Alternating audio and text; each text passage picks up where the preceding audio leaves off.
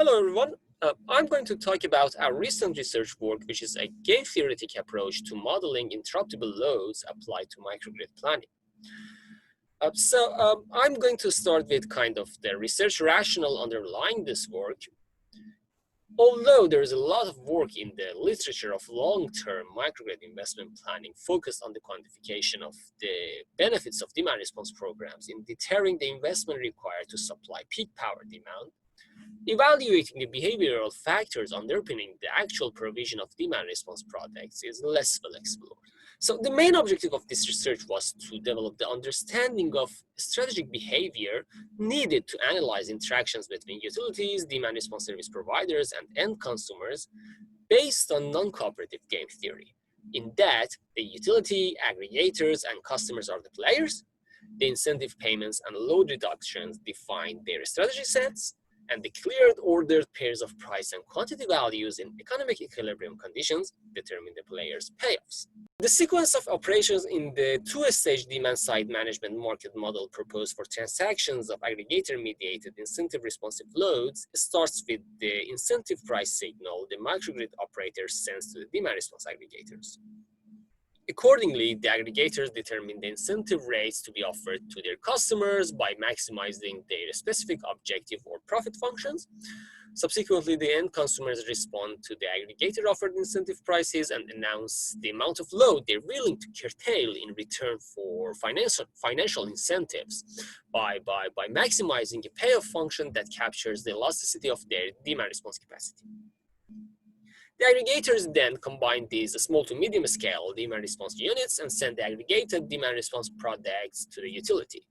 At this stage, the utility calculates the value of its operational cost function and updates the amount of the incentive rate offered to the aggregators. To test the potential of the proposed framework in improving the long-term microgrid energy planning solutions, we integrated it into a standard meta-heuristic-based strategic microgrid planning model whose full chart is shown here.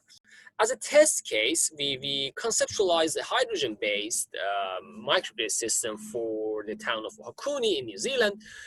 Okay, so we carried out the numerical simulations using the MATLAB software to indicate that the proposed game-theoretic demand-side management framework is valid. A worst-case analysis was conducted for the case where the most intense daily peak was occurred, which was on the 21st of July, a cold winter day in the southern hemisphere. So this figure shows the process of the convergence of the distributed algorithm developed to determine the unique pure strategy Nash equilibrium of the gain for the evening peak hours. This figure shows a breakdown of the shortage capacity procurement with respect to different customer classes at the evening peak hours of the 21st of July. A key observation from this figure is that the proportion of the imported power to the total harness demand response capacity fluctuates around a constant value across the peak consumption hours. Also, to provide a more in-depth understanding of the iterative incentive coordination mechanism of the game, this figure shows a breakdown of the operational cost of the system at the most critical peak hour of July 21st, namely 6 p.m. The figure shows that the operational cost of the microgrid that consists of the payments to the upstream grid and the aggregators continuously decreases over the iterations of the proposed distributed algorithm until the Nash equilibrium point, after which it starts to increase sharply due to overpayments to the aggregators. Then, to verify that the proposed game-theoretic demand-side management framework is incentive-compatible, we conducted a series of sensitivity analysis to elucidate how the demand response aggregators and the end consumers' payoff levels are affected by changes in the strategies they take. The results obtained in the best-case simulation run of the meta-heuristic-based investment planning model shows that the application of the proposed framework over the 25-year life cycle of the system is able to reduce the estimated whole life cost of the microgrid by up to a maximum of 32%, which is mainly achieved by shaving off the peak load by around 28%.